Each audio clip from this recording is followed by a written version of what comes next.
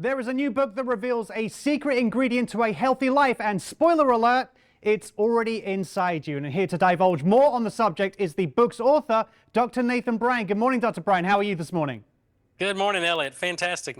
Well, good. So, I mean, I want to hear more about this. So what are we talking about? And what is this secret ingredient? And what is the basis of the book?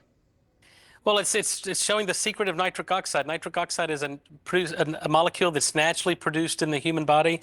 The older we get, the less we make, and it's revealed that the loss of nitric oxide is what's responsible for age-related disease. So in this book, I take really 40 years of science and 25 years of basic science discoveries and reveal that to the reader, how important this molecule is. Yeah, this molecule. So, I mean, just to maybe, divulge a little bit more, what exactly is nitric oxide? What does it do in our bodies already?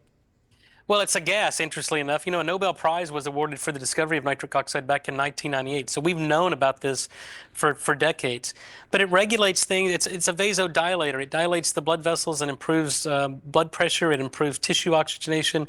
It mobilizes our own stem cells so we can repair and replace dysfunctional cells. It suppresses inflammation, the silent killer inside all of us. So it's a foundational molecule for health and longevity. Why is it important that we maintain healthy levels in our bodies? Well, because the science reveals that if we lose the ability to produce this molecule, it's the earliest event in the onset and progression of chronic disease. Things like cardiovascular disease is the #1 killer of men and women worldwide. A loss of nitric oxide causes sexual dysfunction. If you can't dilate the blood vessels of the sex organs, then develop ED. It's leading to Alzheimer's, the insulin resistance, and the metabolic disease around Alzheimer's. So if we can maintain optimal nitric oxide levels, we can prevent the onset and progression of most of these age-related chronic disease that are poorly managed, by the way, by conventional medicine. Yeah, we can see the book right next to you there. It's just released. Can you tell us a little bit more about why you decided to write it? I'm extremely proud and honored to be represented by Brick Tower Press because they understood this story and shared with me the need to communicate this. But the motivation was to bring about the global awareness around nitric oxide, what it is, what it does, and why everybody that reads this book should be concerned with it. Because I wrote the book for two people. People who are healthy and don't want to get sick, it's a must read. And for those that are sick and want to get healthy, it's a must read because in this book I reveal what nitric oxide is, what it does, what people can do to prevent this age-related decline, and what they can do to optimize their nitric oxide production. Are there any tips and tricks that you can share with some of our viewers at home right now to successfully balance the right amount in their bodies, or what they can do in the meantime as a preventative to stop going too low? Could you share that with us? Yeah, so on a high level, it's elimination of mouthwash. 2 out of 3 Americans wake up every morning and use mouthwash, and 2 out of 3 Americans have an unsafe elevation in blood pressure. So mouthwash kills the oral microbiome, which produces nitric oxide. Get rid of fluoride in your toothpaste. The other big contributor to nitric oxide deficiency are antacids, specifically what we call proton pump inhibitors that completely suppress nitric oxide production. There's data now showing that these drugs cause a 40% increase in heart attack, stroke, and Alzheimer's.